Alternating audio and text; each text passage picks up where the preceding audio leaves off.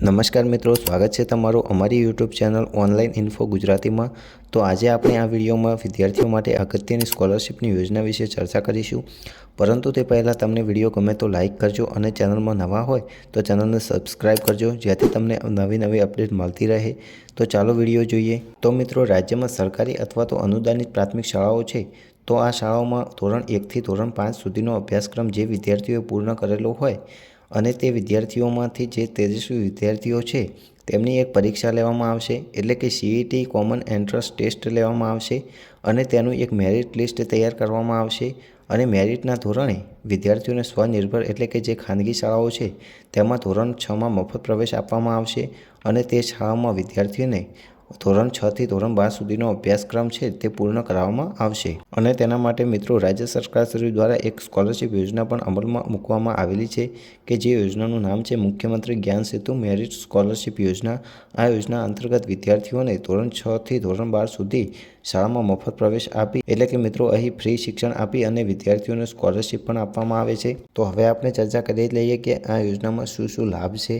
આ યોજના અંતર્ગત વિદ્યાર્થીઓને કેટલી સહાય આપવામાં આવે છે, તો કે જે વિદ્યાર્થીઓ રાજ્ય સરકાર દ્વારા નિયત ધારાધોરણ મુજબ પસંદ કરેલ સ્વનિર્ભર શાળાઓમાં ધોરણ 6માં પ્રવેશ મેળવશે તેવા વિદ્યાર્થીઓને સ્કોલરશિપનો લાભ ધોરણ 6 થી શરૂ કરી અને ધોરણ 12 પૂર્ણ કરે ત્યાં સુધી મળવાપાત્ર થશે। વિદ્યાર્થી ધોરણ 6 થી ધોરણ 8 સુધીનો અભ્યાસ કરે છે તો તે સમયગાળા દરમિયાન વિદ્યાર્થીને વાર્ષિક 20,000 સુધીની સહાય મળવાપાત્ર થશે, એટલે કે ધોરણ 6માં પણ 20,000, ધોરણ 7માં પણ 20,000 અને ધોરણ 8માં પણ 20,000ની સહાય મળવાપાત્ર થશે। વિદ્યાર્થી જ્યારે ધોરણ 9 થી ધોરણ 10નો અભ્યાસ પૂર્ણ કરે છે તો તે સમયગાળા દરમિયાન વાર્ષિક 22,000ની સહાય આપવામાં આવે છે, એટલે કે ધોરણ 9માં પણ 22,000 મળવાપાત્ર થશે અને ધોરણ 10માં પણ 22,000ની સહાય આપવામાં આવશે। તે સિવાય વિદ્યાર્થી જ્યારે ધોરણ 11 અને ધોરણ 12માં અભ્યાસક્રમ પૂર્ણ કરે છે તો તે સમયગાળા દરમિયાન વાર્ષિક 25,000ની સહાય મળવાપાત્ર થશે, એટલે કે ધોરણ 11માં પણ 25,000ની સહાય મળવાપાત્ર થશે અને ધોરણ 12માં પણ 25,000 સુધીની શિષ્યવૃત્તિ એટલે કે સહાય મળવાપાત્ર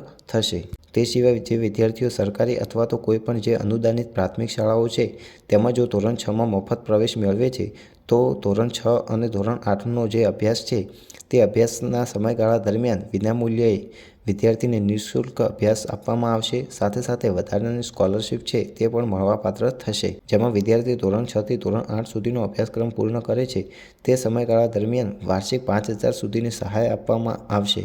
ધોરણ 6માં પણ 5,000, ધોરણ 7માં પણ 5,000 અને ધોરણ 8માં પણ 5,000ની સહાય મળવાપાત્ર થશે। વિદ્યાર્થીઓ ધોરણ 9 થી ધોરણ 10નો અભ્યાસક્રમ પૂર્ણ કરે છે તે સમયગાળા દરમિયાન વાર્ષિક 6,000 સુધીની સહાય આપવામાં આવશે, એટલે કે ધોરણ 9માં પણ 6,000 અને ધોરણ 10માં પણ 6,000ની સહાય મળવાપાત્ર થશે। અને વિદ્યાર્થી ધોરણ 11 થી 12નો અભ્યાસક્રમ પૂર્ણ કરે છે તે સમયગાળા દરમિયાન વાર્ષિક 7,000ની સહાય મળવાપાત્ર થશે, એટલે કે ધોરણ 11માં પણ 7,000 અને ધોરણ 12માં પણ 7,000 સુધીની સહાય મળવાપાત્ર થશે। તે સિવાય મિત્રો મુખ્યમંત્રી જ્ઞાન સેતુ મેરિટ સ્કોલરશિપ યોજના અંતર્ગત પાત્રતા ધરાવતા જે વિદ્યાર્થીઓ છે તેઓ અનુદાનિત કે સરકારી શાળામાં પ્રવેશ મેળવશે તો તે વિદ્યાર્થીઓને પણ નાણાકીય સહાય આપવામાં આવશે। વિદ્યાર્થી જ્યારે ધોરણ 6 થી ધોરણ 8નો અભ્યાસક્રમ પૂર્ણ કરે છે તે સમયગાળા દરમિયાન વાર્ષિક 2,000ની સહાય મળવાપાત્ર થશે। વિદ્યાર્થીઓ જ્યારે ધોરણ 9 થી ધોરણ 10નો અભ્યાસક્રમ પૂર્ણ કરે છે તે સમયગાળા દરમિયાન